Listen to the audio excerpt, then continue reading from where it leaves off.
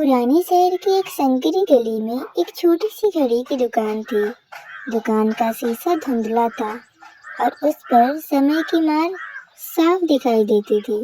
ऊपर हल्के से मिटे हुए अक्षरों में लिखा था, समय की मरम्मत होती है।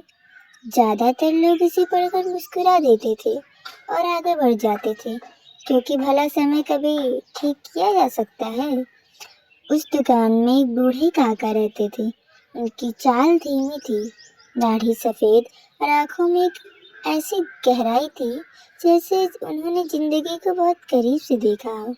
दुकान के भीतर हर तरफ घड़ियां ही घड़ियां थी, कुछ दीवारों पर टंगी हुई, कुछ अलमारियों में सजी हुई और कुछ बंद डिब्बों में रखी हुई।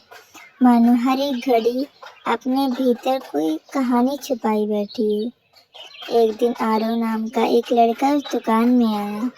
उसके हाथ में एक पुरानी टूटी हुई घड़ी थी। उसने संकोच के साथ काका से कहा कि ये घड़ी अब चलती नहीं है, लेकिन वह उसे फेंक भी नहीं सकता। काका ने घड़ी अपने हाथों में ली, ध्यान से देखा और हल्की सी मुस्कान के साथ बोले कि यह घड़ी टूटी नहीं है, बल्कि एक ही पल भर रुक गई है। आरव कुछ नहीं बोला। वह जानता था कि उस घड़ी की सुइयां उसी दिन थम गई थी जिस दिन उसके पिता हमेशा के लिए उसे छोड़कर चले गए थे।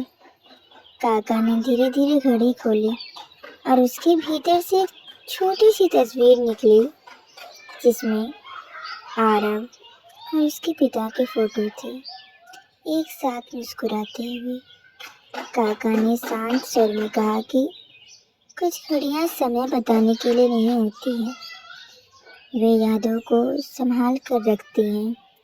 काका ने घड़ी वापस आरव के हाथ में देते हुए कहा कि इसे अभी चलाने मत देना, जब तक वह खुद तैयार ना हो। तब तक इस घड़ी का रुकना रहना सही है। यह सुनकर आरव की आंख भर आई। उस पल उसे समझ में आया कि हर दर्द को ठीक करना जरूरी नहीं होता, कभी कभी उसे स्वीकार करना ही सबसे बड़ी राहत बन जाता है। आरव दुकान से बाहर निकल आया।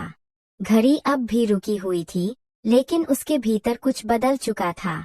वह जान गया था कि समय भले ही थमा हुआ लगे, जिंदगी आगे बढ़ने का रास्ता हमेशा छोड़ देती है। दुकान के भीतर काका ने एक और घड़ी उठाकर अलमारी में रख दी। उस पर एक छोटी सी पर्ची लगी थी, जिस पर लिखा था,